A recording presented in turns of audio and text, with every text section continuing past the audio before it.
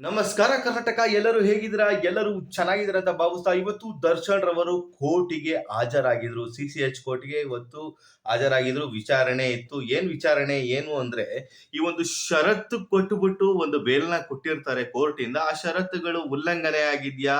ಏನಾದ್ರೂ ಉಲ್ಲಂಘನೆ ಏನಾದ್ರು ಮಾಡಿದಾರಾ ಇಲ್ವಾ ಅನ್ನೋ ವಿಚಾರಣೆ ಇವತ್ತಿತ್ತು. ಎಲ್ಲರ ಹಾಜರಾತಿ ಇಂಪಾರ್ಟೆಂಟ್ ಆಗಿತ್ತು. ಎಲ್ಲರ ಹಾಜರಾತಿನೂ ಚೆಕ್ ಮಾಡಬೇಕಾಗಿತ್ತು. ನ್ಯಾಯಾಧೀಶರು ಬಂದ್ರು, ಎಲ್ಲರ ಹೆಸರನ್ನ ಕೂಗಿದ್ರು, ಎಲ್ಲರೂ ಬಂದಿರೋ ಖಾತ್ರಿ ಪಡಿಸ್ಕೊಂಡ್ರು. ಮತ್ತೆ ಇನ್ನೊಂದೇನಪ್ಪಾ ಅಂದ್ರೆ, ಇವತ್ತಿನ ಏನೊಂದು ವಿಚಾರಣೆ ಇತ್ತು ಅದು ಮುಂದೂಡಿಕೆ ಕೂಡ ಆಯ್ತು.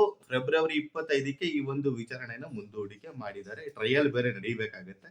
ಎಲ್ಲಾನು ಸಿದ್ಧತೆ ಮಾಡ್ಕೊಂಡಿದ್ದಾರೆ. ಏನಾದ್ರೂ ಅಪ್ಪಿತಪ್ಪಿ ಪೊಲೀಸರು ನೋಟಿಸ್ ಕೊಟ್ರೆ, ಏನಾದ್ರೂ ಒಂದ್ ಬೈ ಚಾನ್ಸ್ ಕೊಟ್ರೆ ಅದಕ್ಕೆ ವಿಚಾರಣೆ ಹಾಜರಾಗಬೇಕಾಗತ್ತೆ. ಇವೆಲ್ಲ ಪ್ರೊಸೀಜರ್ ನೀವು ಫಾಲೋ ಮಾಡಬೇಕು. ಮತ್ತೆ ಬೇಲ್ ನಲ್ಲಿರುವ ಒಂದಷ್ಟು ಷರತ್ತುಗಳು ಏನು ಹಾಕಿದ್ದಾರೆ ಕೋರ್ಟ್ ಅವರು, ಅದನ್ನೆಲ್ಲ ನೀವು ಫಾಲೋ ಮಾಡ್ಬೇಕಾಗತ್ತೆ.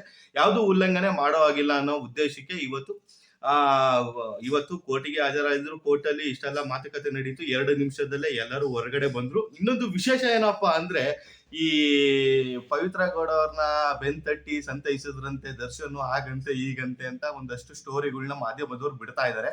ಅದು ಎಷ್ಟು ನಿಜಾನೋ ಎಷ್ಟು ಸುಳ್ಳೋ ಗೊತ್ತಿಲ್ಲ ಗುರು. ಒಟ್ಟಲ್ಲಿ ಹಾಕೊಂಡು ಚೆಸ್ತಾ ಇದ್ದಾರೆ.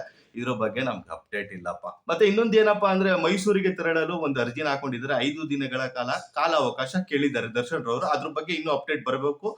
ಬಂದಿದ ತಕ್ಷಣ ನಾನು ನಿಮ್ಗೆ ನೀಡ್ತೀನಿ, ಕೊಡ್ತಾ ಇಲ್ವಾ ಅಂತ. ಆಲ್ಮೋಸ್ಟ್ ಕೊಡ್ತಾರೆ. ದರ್ಶನ್ ರವರು ಮೈಸೂರಿಗೆ ಆರಾಮಾಗಿ ತೆರಳಿ ಸಂಕ್ರಾಂತಿ ಹಬ್ಬನ ಜೋರಾಗಿ ಆಚರಿಸ್ತಾರೆ ಅಂತ ನನಗೆ ಅನ್ನಿಸ್ತಾ ಇದೆ. ಮತ್ತೆ ಸ್ನೇಹಿತರೆ, ಇವತ್ತು ದರ್ಶನ್ ರವರ ಅಪ್ಡೇಟ್ ಇಷ್ಟೇ ಗುರು. ನಿಮ್ಗೆ ಇಷ್ಟ ಆದ್ರೆ ಆದಷ್ಟು ಈ ಒಂದು ವಿಡಿಯೋನ ಶೇರ್ ಮಾಡಿ, ಲೈಕ್ ಮಾಡಿ. ಮುಂದಿನ ಅಪ್ಡೇಟ್ಗಳೇನಾದ್ರು ಸಿಕ್ಕಿದ್ರೆ ಕೊಡೋದಕ್ಕೆ ಟ್ರೈ ಮಾಡ್ತೀನಿ. ಅಲ್ಲಿವರೆಗೂ ನಮಸ್ಕಾರ.